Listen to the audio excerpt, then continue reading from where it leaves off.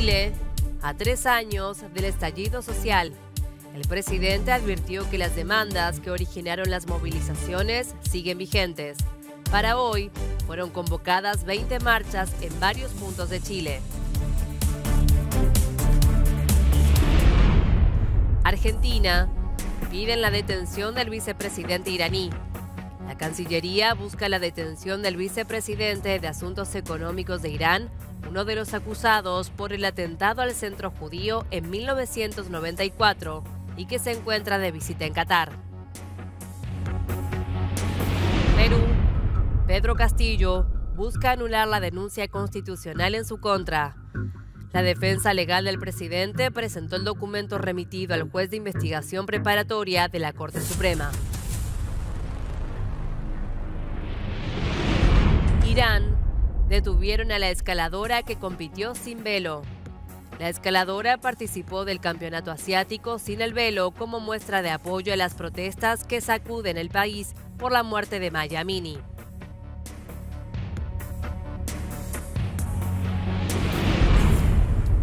Chile, a 3 años del estallido social. A 3 años del estallido social que abarcó las calles de todo el país, el presidente Gabriel Boric advirtió que las demandas que originaron las movilizaciones siguen vigentes.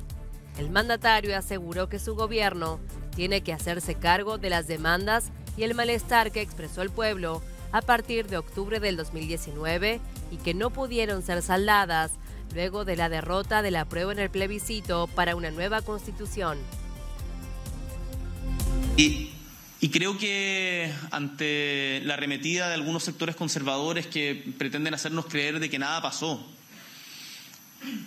quiero decirles de que las demandas de fondo y ese malestar de fondo que expresó el pueblo de Chile a propósito del estallido es algo que sigue vigente y de lo cual seguimos teniendo que hacernos cargo. Esas urgencias en pensiones, esas urgencias en salud, en el fondo de indignidad. Tenemos que ser capaces de tomarla y hacer mejores políticas públicas. No basta con discursos grandilocuentes en esto. Necesitamos ejemplos como este, como el nuevo hospital de Quillota. Y creo que esa es la línea en la que tenemos que trabajar, atender las urgencias de las personas. El 18 de octubre del 2019, el pueblo de Chile salió masivamente a las calles para protestar por el alza de precios del transporte público, iniciando movilizaciones que se mantuvieron constantes durante varios meses y que canalizaron el descontento de la sociedad por la apabullante desigualdad. Las demandas escalaron rápidamente y una de las principales era la redacción de una nueva constitución, ya que la vigente en aquel momento databa de la dictadura de Augusto Pinochet. El entonces presidente Sebastián Piñera declaró el estado de emergencia y un toque de queda para aplacar las movilizaciones. El papel de las fuerzas de seguridad, especialmente carabineros, fue ampliamente criticado y objeto de investigación por parte de organizaciones internacionales que señalaron numerosos y flagrantes casos de violaciones de los derechos humanos.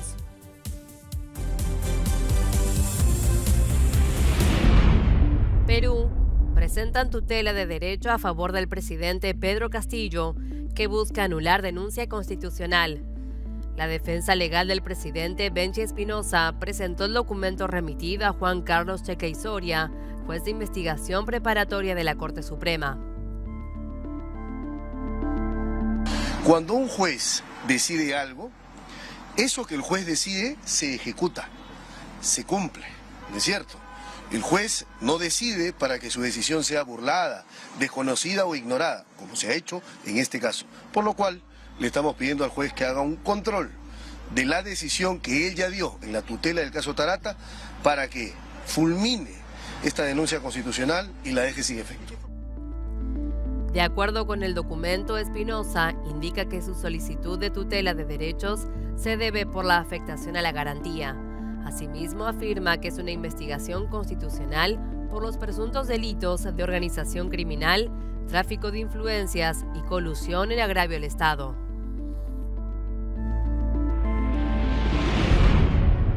Bolivia.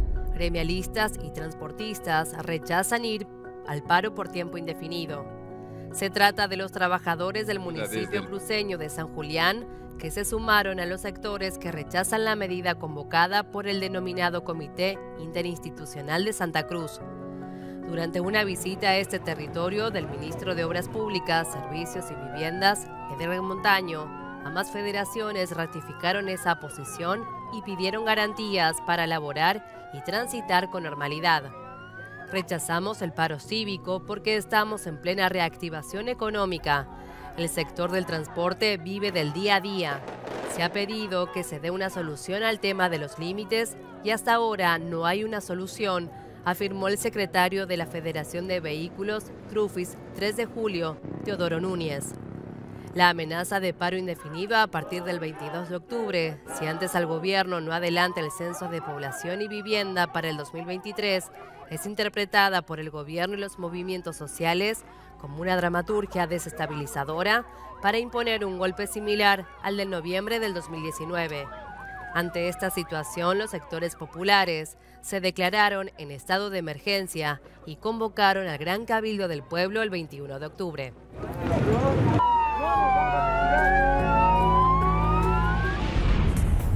Brasil. Interrumpieron un mitin electoral debido a disparos.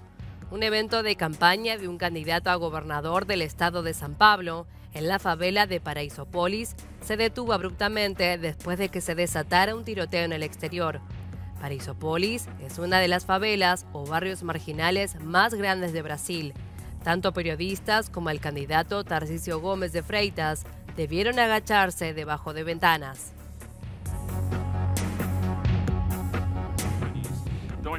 El candidato a gobernador de Sao Paulo, Tarcísio de Freitas, tuvo que interrumpir el lunes un acto de campaña en una comunidad de la capital paulista por un tiroteo.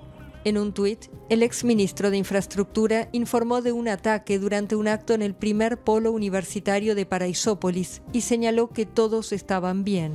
El gobierno confirmó que una persona fue detenida y señaló que investiga si el ataque iba dirigido a De Freitas, aliado del presidente Jair Bolsonaro. Recibí una llamada telefónica de Tarcísio. También recibí algunas imágenes. Todo es todavía preliminar, por lo que no quiero anticipar si fue una acción contra su equipo, si fue alguna acción aislada, si algún conflicto ya estaba ocurriendo o a punto de ocurrir en la región. Así que sería prematuro hablar de eso. Tarcísio de Freitas se enfrentará en la segunda vuelta de las elecciones el 30 de octubre al exalcalde de la capital, Fernando Haddad, integrante del Partido de los Trabajadores del expresidente Luis Inácio Lula da Silva, adversario de Bolsonaro en la disputa por la presidencia. Irán. Detuvieron a la escaladora que compitió sin velo. El régimen detuvo a la escaladora que compitió sin hijab en Corea del Sur. El Naz Rekabi participó el pasado domingo en el campeonato asiático de su disciplina sin el velo, como muestra de apoyo a las protestas que sacuden el país por la dudosa muerte de la joven Maya Amini. Las autoridades habrían retenido también al hermano de la deportista, David Rekabi, con quien se pusieron en contacto los servicios de inteligencia de la Guardia Revolucionaria. Las movilizaciones por la muerte de la joven Maya Amini han dejado más de 200 muertos en el país, según la organización no gubernamental Iran Human Rights, mientras que Teherán ha acusado a Estados Unidos y otros países occidentales de azuzar las manifestaciones.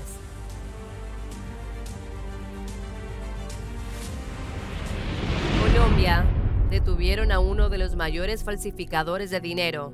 Se trata de Carlos Julio Hurtado Piñeros, a quien las autoridades seguían el rastro desde hace un buen tiempo. Hurtado Piñeros y uno de sus presuntos cómplices fueron detenidos en una casa en Ipiales, departamento de Nariño, al sur del país. Este municipio colombiano de 110.000 habitantes está ubicado a menos de 4 kilómetros del puente internacional Rumichaca en la frontera norte de Ecuador. Los dos están a la espera de un juicio en el que enfrentarán las pruebas que recabó la investigación policial consistentes en los fajos de billetes falsificados, los materiales para fabricarlos y la propiedad de los bienes adquiridos con este dinero.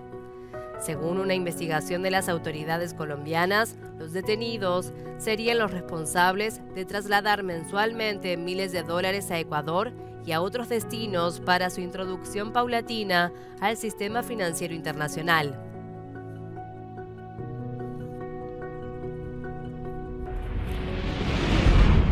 Cuba.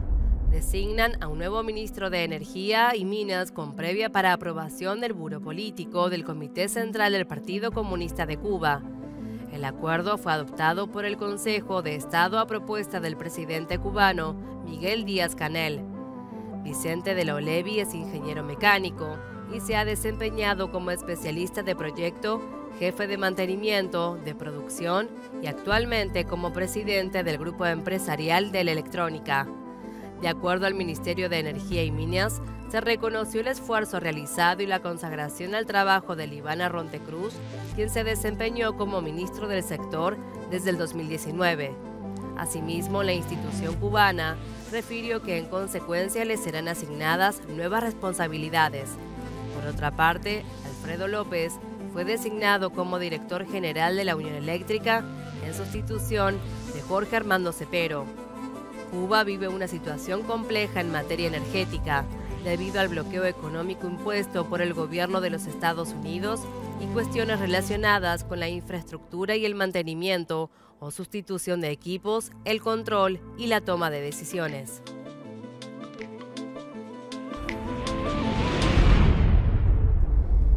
Ecuador mantendrá el subsidio a los combustibles para los más vulnerables. El gobierno lo acordó junto con las organizaciones indígenas bajo los principios constitucionales de subsidiariedad y solidaridad. El documento subraya que no se va a modificar el subsidio del gas de uso doméstico. Respecto del subsidio general a los combustibles, el acuerdo señala que la metodología establece la exclusión de quienes tienen la posibilidad de pagar un precio mayor, mientras que en el subsidio general se va a incluir a quienes carecen de recursos, por lo que van a acceder a un precio diferenciado. En este sentido, se implementarán sistemas y plataformas inteligentes que posibiliten el cobro diferenciado de los precios de los combustibles según lo dispuesto en la Constitución y la ley, bajo principios de transparencia, señaló el sábado en un comunicado. El excedente recaudado se va a destinar al gasto social en educación intercultural bilingüe, escuelas ubicadas en zonas rurales, barrios urbanos marginales, y para erradicar la desnutrición crónica infantil en las zonas más vulnerables.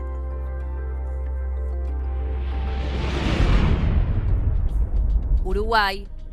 Crece la preocupación en las ciudades fronterizas uruguayas por la cantidad de gente que cruza a comprar todo en Argentina. Las autoridades uruguayas se presentaron ante la Comisión Especial de Frontera con Argentina tras la inquietud de los legisladores por el aumento del contrabando impulsado por la diferencia cambiaria que mantienen ambos países.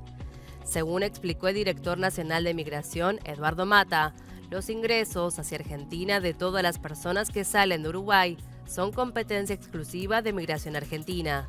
Además, expresó que el sistema de control de ingresos tiene tecnología del año 2003, algo que dificulta el control avanzado de la información.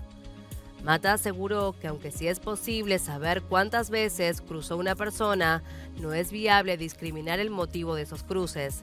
En tanto, existe una licitación en curso para adoptar nueva tecnología que permite un manejo más efectivo de los datos recabados en los puestos fronterizos. Según detalla un informe privado, comprar en un supermercado de Concordia es un 70% más barato que hacerlo en uno de Salto.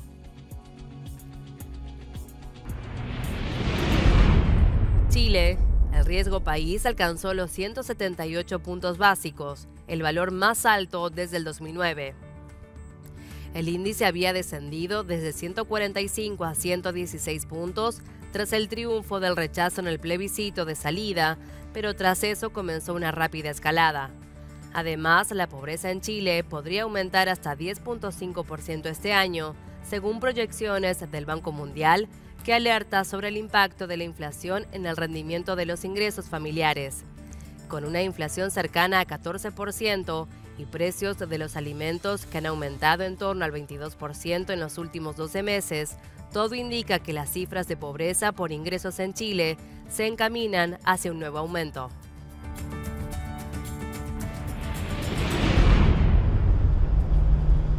Qatar ha recibido más de 1,5 millones de solicitudes digitales para obtener una tarjeta Haya. Así lo informó el lunes la oficina del centro de servicio cuando falta poco más de un mes para el inicio de la Copa del Mundo. Pero estamos imprimiendo un promedio de 1,000 a 2,000 tarjetas y esto es solo en los últimos días. Y esperamos que los números aumenten una vez que los fanáticos comiencen a llegar.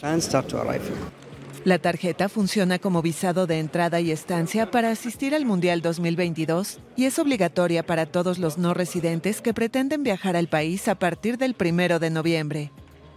También permite a sus titulares el acceso gratuito al transporte público, así como a algunas fan zones.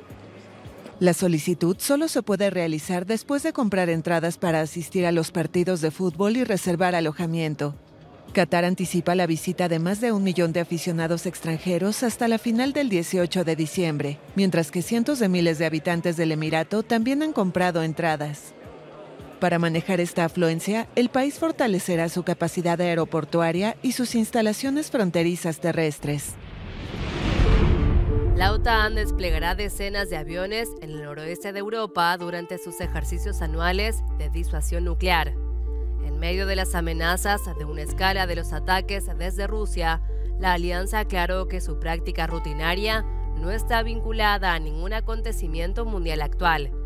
En el ejercicio participan 14 países y hasta 60 aeronaves de diversos tipos, incluidos cazas de cuarta y quinta generación, así como aviones de vigilancia y cisterna.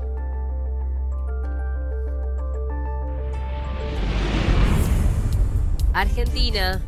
Piden la detención del vicepresidente iraní. Argentina pidió el arresto en Qatar de un iraní acusado por el atentado a la AMIA. La Cancillería busca la detención del vicepresidente de Asuntos Económicos de Irán, Mohsen Rezai, uno de los acusados por el atentado al centro judío en 1994 y que se encuentra de visita en Qatar. La solicitud fue presentada por la unidad fiscal que investiga el atentado contra la Asociación Mutual Israelita que causó 85 muertos y 300 heridos el 18 de julio de 1994. Tras corroborar la presencia de Rezai en Qatar, la Cancillería pidió la colaboración de Interpol para la detención, al tiempo que el canciller Santiago Cafiero instruyó al embajador argentino en Doha, Guillermo Nicolás, para que se comunique urgente con la Cancillería de Qatar e informe de la situación. En enero pasado, el gobierno argentino ya había expresado su condena a la presencia de Rezai en la asunción presidencial de Daniel Ortega en Nicaragua, así como había condenado en agosto del 2021 su designación como vicepresidente de Asuntos Económicos de Irán. Somalia. Intensa sequía afecta a 8 millones de personas. Con el pretexto de celebrarse el Día Mundial de la Alimentación, Naciones Unidas advirtió que la mitad de los somalíes padecerá hambruna si no se revierte la situación. La prevención de la hambruna comienza en las zonas rurales, donde las comunidades productoras de alimentos son las más afectadas por la sequía, expresó la entidad. 4 temporadas sucesivas de escasas precipitaciones en este territorio del Cuerno de África, con una población de más de 15 millones de habitantes, provocan la muerte del ganado y la pérdida de los cultivos. En ese marco estiman que en el futuro cercano morirá una persona cada 36 segundos en los países de África Oriental, dígase Kenia, Etiopía y Somalia, por la falta de alimentos. La crisis alimentaria mundial arreció en lo que va del 2022 al pasar de 282 millones a 345 millones de personas con hambre. Los especialistas coinciden en señalar al cambio climático, los conflictos humanos, las presiones económicas y las sanciones impuestas a algunos países como los factores desencadenantes de esta situación.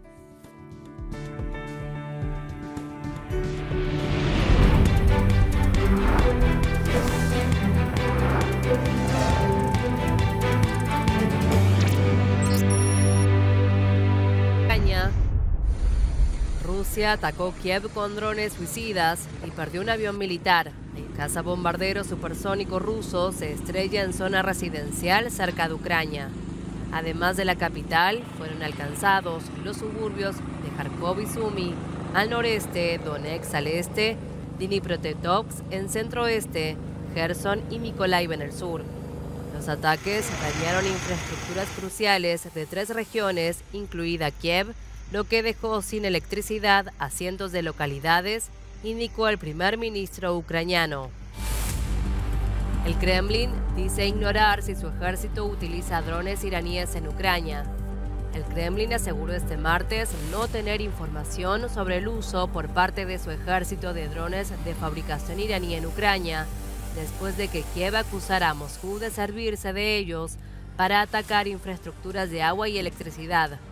No tenemos tales informaciones, respondió el portavoz del Kremlin, Dmitry Peskov, a la pregunta de un periodista sobre si Moscú está usando drones iraníes en Ucrania.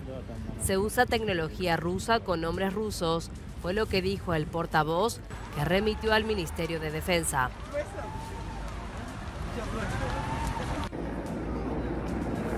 Por otro lado, el alcalde de Melitopol pidió a la población abandonar en cualquier oportunidad posible la ciudad ocupada por Rusia.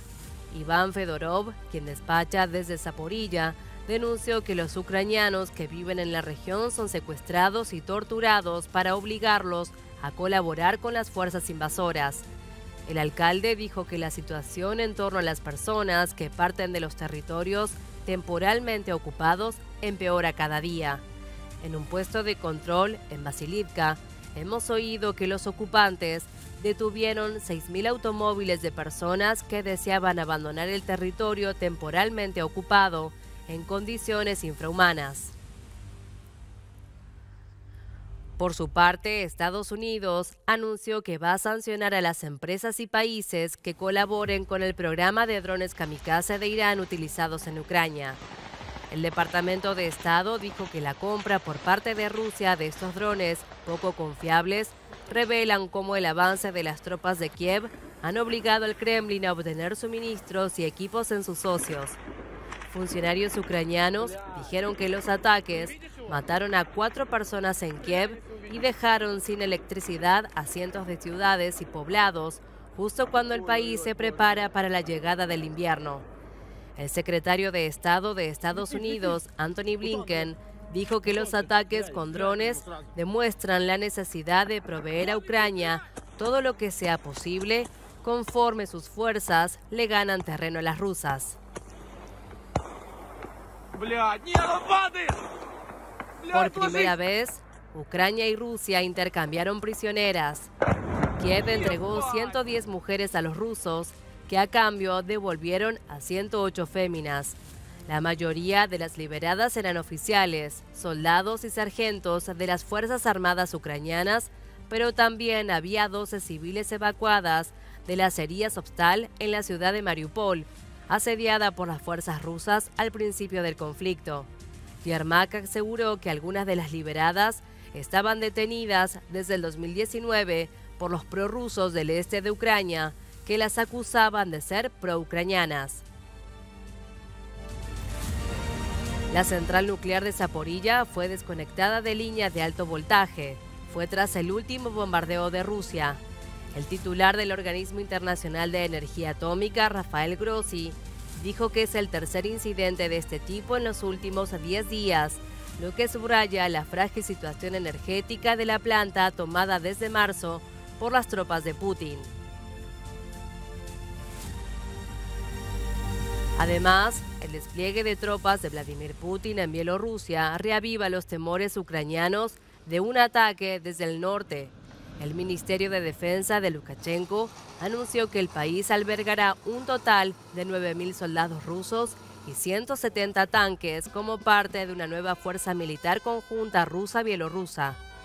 Moscú ha utilizado a Bielorrusia como escenario para su invasión a gran escala y ataques regulares con cohetes, pero las tropas bielorrusas no han estado directamente involucradas en el esfuerzo de guerra de Rusia en Ucrania. No obstante, hay un precedente que inquieta a Kiev. Poco antes de la invasión del 24 de febrero, las tropas rusas llegaron a Bielorrusia para lo que Moscú describió como ejercicios militares antes de lanzar ataques transfronterizos contra Kiev en una ofensiva que fracasó estrepitosamente gracias a la resistencia ucraniana. Una eventual ofensiva desde el norte podría abrir un nuevo frente complicado para Kiev en un momento en que el ejército ucraniano está realizando ofensivas en el este y el sur, mientras hace retroceder a las fuerzas rusas en partes de Donetsk y Zaporilla.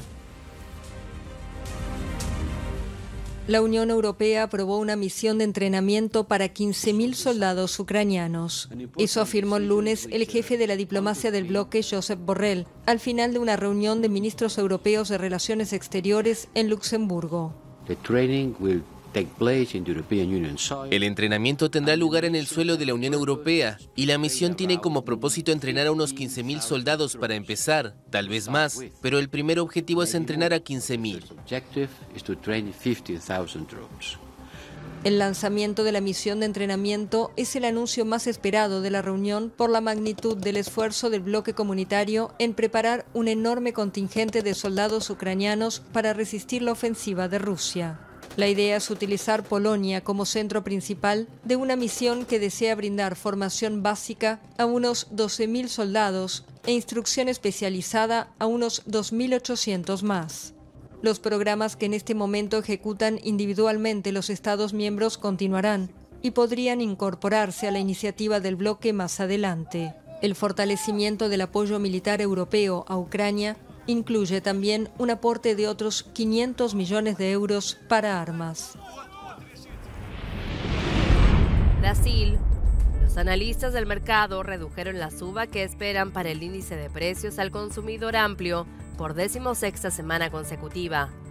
En ese contexto, el mercado estima que la tasa Selic se mantendrá en 13.75% hasta fin de año y que bajará a 11.25% en 2023. A su vez, el dólar se cotizaría a 5,20 reales al cierre del 2022, ligeramente por debajo de su valor actual. En materia de actividad, la mediana de las proyecciones prevé un crecimiento del Producto Bruto Interno de 2.71%. Se pronostica una menor expansión en 2023, en línea con lo que va a ocurrir en la mayoría de los países del mundo. Para los analistas, será de 0.54% y para el FMI de un 1%. Presidenta de Abuelas de Plaza de Mayo y activista de derechos humanos, Estela de Carlotto, fue distinguida como Mujer de la Década por el Women Economic Forum. La más importante es Mujer de la Década. Este es nuestro premio más alto. La ganadora es la señora Estela de Carlotto. Bueno, yo soy una simple mujer, no soy nada especial. Que tenemos, y ahí yo descubrí en lo personal, una guerrera dentro que no sabíamos, porque estábamos oprimidas por el hombre en relación del amor o de lo que fuere, a veces no tanto, pero nuestra generación fue directamente a la ofensiva de decir, puedo ser madre, esposa, pero también un ser humano que tenga el derecho a trabajar.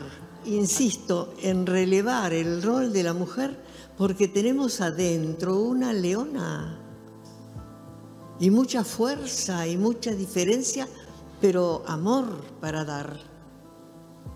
Y sobre todo ser recibidas y respetadas como tales. Uruguay. Gremio de constructores anuncian un paro nacional.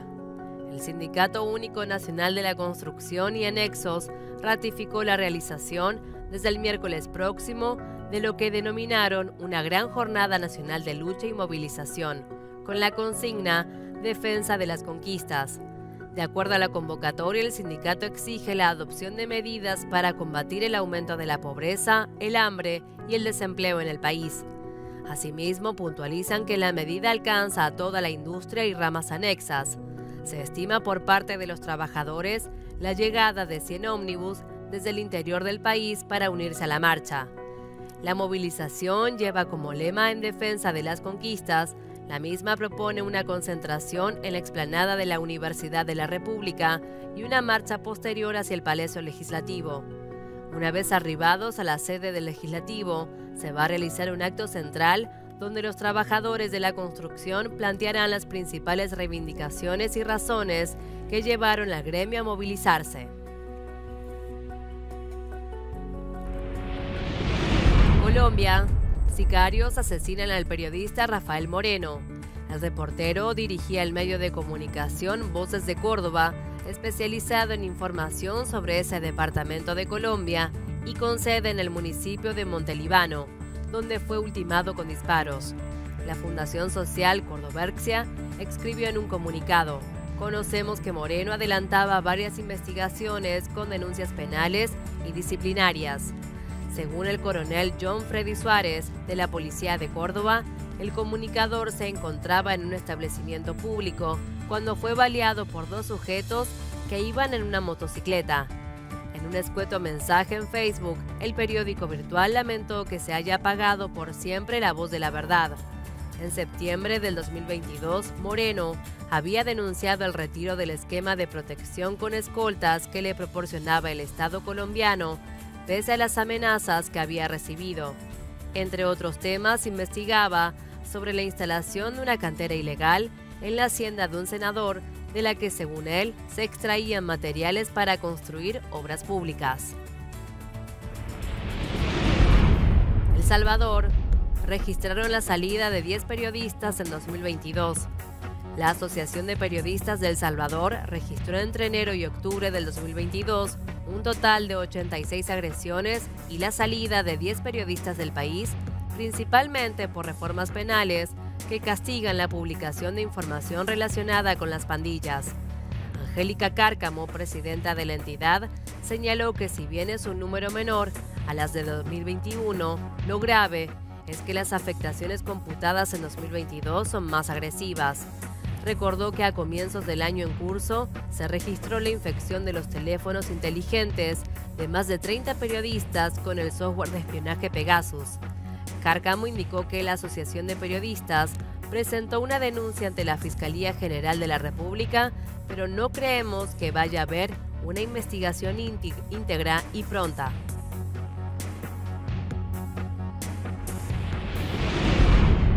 Wall Street empezó la semana con fuertes alzas tras el cambio de rumbo del gobierno de Reino Unido. Los rendimientos del Tesoro de referencia retrocedieron un poco tras alcanzar sus máximos en varios años, mientras que en el Reino Unido los bonos del gobierno subieron tras la noticia de que el nuevo ministro de Economía del país estaba abandonando casi todos los recortes de impuestos no financiados anunciados el mes pasado, que habían trastornado a los mercados. El mercado en general viene de una semana extremadamente volátil que cerró con la mayoría de los principales índices en rojo. El nuevo responsable de finanzas del gobierno de Liz Truss revirtió casi todas las medidas fiscales de su predecesor. Segunda jornada del juicio a Neymar. Mi sueño era jugar con el Barça. Firmé lo que me dijo mi padre. El presidente del Real Madrid, Florentino Pérez, no recuerda nada más allá de reconocer que el club blanco hizo una oferta de 45 millones al Santos en 2011. Neymar, ante el tribunal que le juzga por la presunta corrupción en su fichaje por el Barcelona, solo respondió a las escasas preguntas de la Fiscalía y la de su abogada defensora. El delantero brasileño, que se enfrenta a una petición de 5 años de cárcel, negó este martes, en la segunda sesión del juicio, que participara en la negociación con el club azulgrana y responsabilizó de la misma a su padre, el también imputado Neymar da Silva Santos.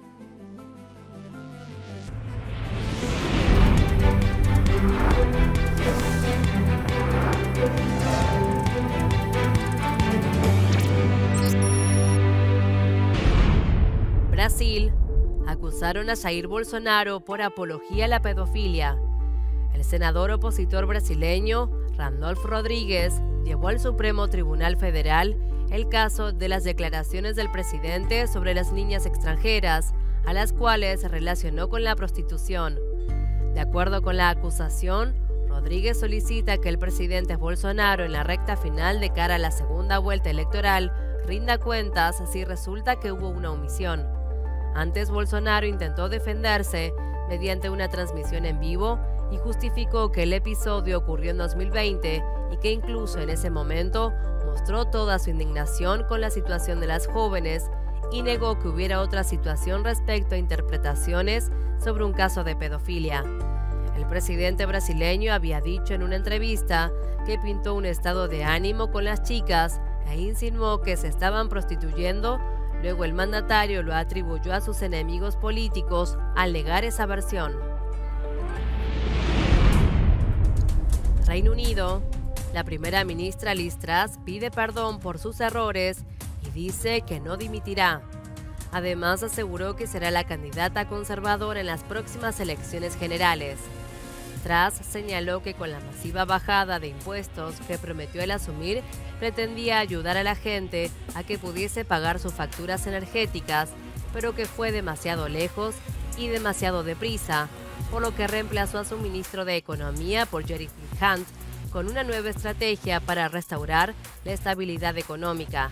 Además, frente a las voces que le reclaman que se marche, ya lo han hecho públicamente 5 de sus propios diputados y se echó la posibilidad de que vaya a renunciar de forma voluntaria.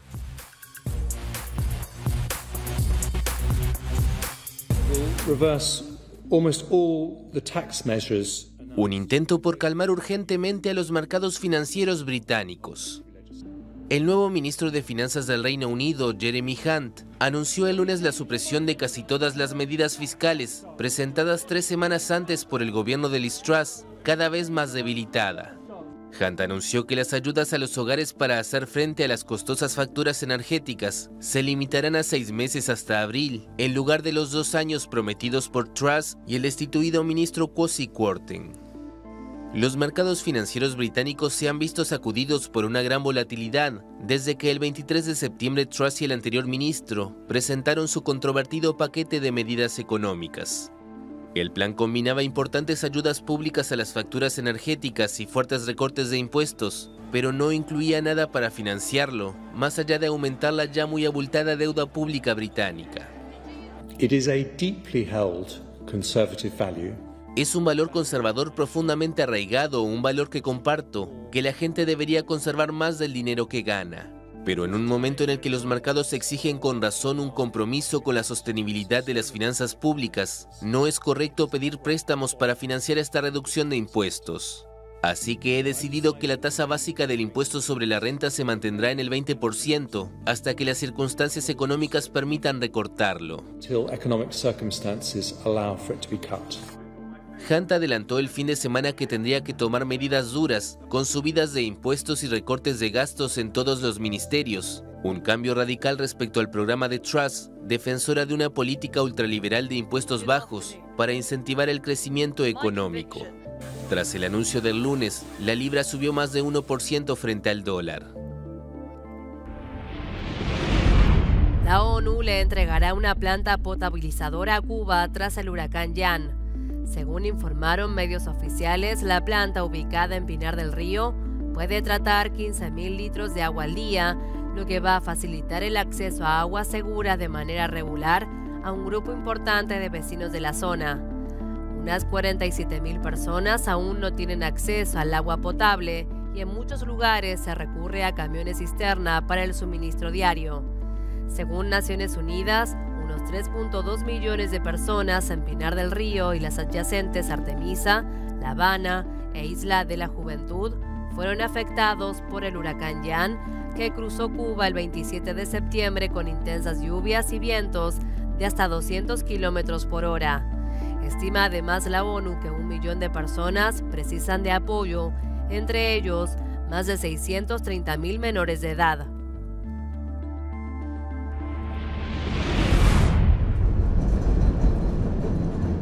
Exigencias al gobierno de Alberto Fernández en el Día de la Lealtad en Argentina. Sindicalistas y políticos del peronismo, alineados con la vicepresidenta Cristina Kirchner, exigieron el lunes un control de precios contra la inflación, límite a la concentración de la economía, aumentos salariales y bonos de emergencia en un acto masivo en la Plaza de Mayo en Buenos Aires. La Argentina necesita un respiro, no necesita lecciones de economistas, de ideas obsoletas, arcaicas y que solo benefician a unos pocos. Los participantes suscribieron un documento leído en el acto en el que advirtieron sobre la necesidad de restaurar el rol del Estado en el control y planificación de la economía. También exigieron el otorgamiento urgente de un bono o suma fija de emergencia para paliar la subida de los precios de la canasta básica de alimentos. Argentina enfrenta una inflación de más de 66% entre enero y septiembre, un desempleo de 6,9% y niveles de pobreza de más de 36%. Alberto Fernández, quien preside el partido justicialista Peronismo, no participó de ninguno de estos actos que conmemoran la fecha fundacional del partido, el más importante de Argentina. Sin embargo, inauguró obras en la provincia de Buenos Aires, donde anunció que otorgará un bono para los sectores más postergados e inversión para la economía popular. Guterres pide el fin de hostilidades en Etiopía y retirada inmediata de tropas. El secretario general de la ONU pidió el lunes el fin del conflicto en la región de Tigré, donde la situación se está saliendo de control, y reclamó la retirada inmediata de las tropas. Los comentarios de Guterres se produjeron en momentos en que el gobierno de Etiopía prometió tomar el control de los aeropuertos y otros sitios en Tigré, ignorando un llamado de la Unión Africana para una tregua inmediata e incondicional. El conflicto de casi 2 años ha desatado una crisis humanitaria generalizada en la región y otras partes del norte de Etiopía, con al menos 2 millones de personas expulsadas de sus hogares y millones más que demandan ayuda humanitaria. Guterres subrayó que incluso antes de que se reiniciaran los combates, 13 millones de personas carecían de alimentos adecuados en las regiones afectadas. Gonzalo Higuaín jugó su último partido profesional de fútbol. El argentino ya había anunciado su retiro y este lunes fue su última función. El Pipita fue titular en el Inter Miami, que cayó 3-0 con el New York City FC por los playoffs de la Conferencia Este. Así, el equipo del delantero argentino fue eliminado de la MLS, por lo que nunca más lo verán como lo vieron al delantero argentino como futbolista profesional. Una vez que el referí Rubiel Vázquez pitó el final, Gonzalo caminó con la mirada perdida, miró al piso, lagrimeó un poco hasta que llegaron los abrazos. Uno de Phil Neville, su último entrenador, otro de Morales. Caminó con la carga de todos sus años de carrera. Gonzalo marcó 362 goles en 780 partidos. Además, es el quinto máximo goleador de la selección argentina, un dato que es toda una definición de su potencial, aún con la mochila de no haber ganado ningún título con la albiceleste. ¿Qué es un candidato para vos? Bueno, yo creo que hoy por hoy siempre decimos la misma, ¿no? Las grandes selecciones, Brasil, Alemania, Francia, Inglaterra, pero yo sí, España, qué sé yo, seguro me olvido de alguna. Pero si me tengo que quedar con una o dos, creo que hoy por hoy Brasil y Francia son las dos grandes candidatas para este mundial, que mejor llegan. Creo que hace mucho tiempo que vienen con mismo grupo, trabajando bien. Francia, más allá de la última Eurocopa que quedó eliminado y le fue mal, tiene unos jugadores impresionantes, tiene la idea muy clara, mismo entrenador, y Brasil un poco lo mismo. Creo que hoy por hoy son las dos mayores candidatas, pero repito, siempre las grandes selecciones son las candidatas.